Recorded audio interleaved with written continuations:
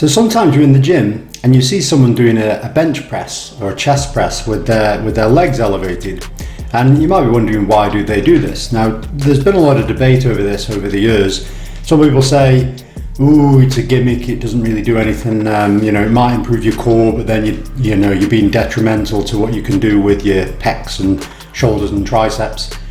But what does the research actually say on this? Because people have their own ideas, but until you actually look at the data on this, you don't really know what actually to think of this. And certainly it makes sense that there's going to be more core activation because you're not as stable. But are you actually compromising the main muscles that you're actually using the exercise for? And this is something that they do say about certain exercises where people are trying to do squats on a Bosu ball or whatever, and obviously that sort of compromises the ability to squat and produce power, so you kind of don't quite understand it, and the risk v reward thing is obviously a problem too.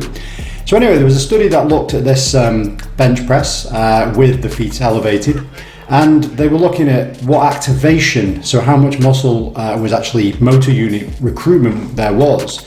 So this doesn't necessarily mean how much can you bench press. This is more about how much muscle is being activated during the actual exercise. Now, it was true, there was a lot more stability recruitment that was involved when they were doing it with the feet up compared to not.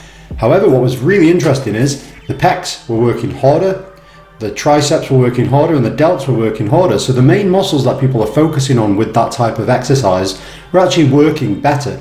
Now, this doesn't constitute a greater output, so like you couldn't bench heavier with your feet up because it's just not, you can't get your leg drive and all that sort of stuff. So there are pros and cons to why someone would do this. So if someone's simply looking to increase motor recruitment of their muscles, then this is a great version. If someone's looking to build muscle, hypertrophy, then this is a good way of going about things.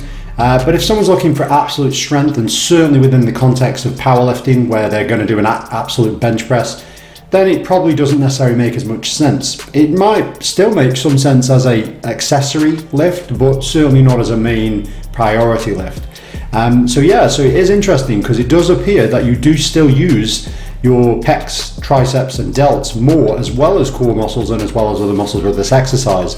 So it's quite interesting. Obviously it doesn't tell the whole story, like I say, it doesn't show you how good you can actually lift in terms of weight, but activation is actually higher. So it is actually achieving something positive. So don't just look at someone and go, oh, what are they doing kind of thing. There's always a method to their madness.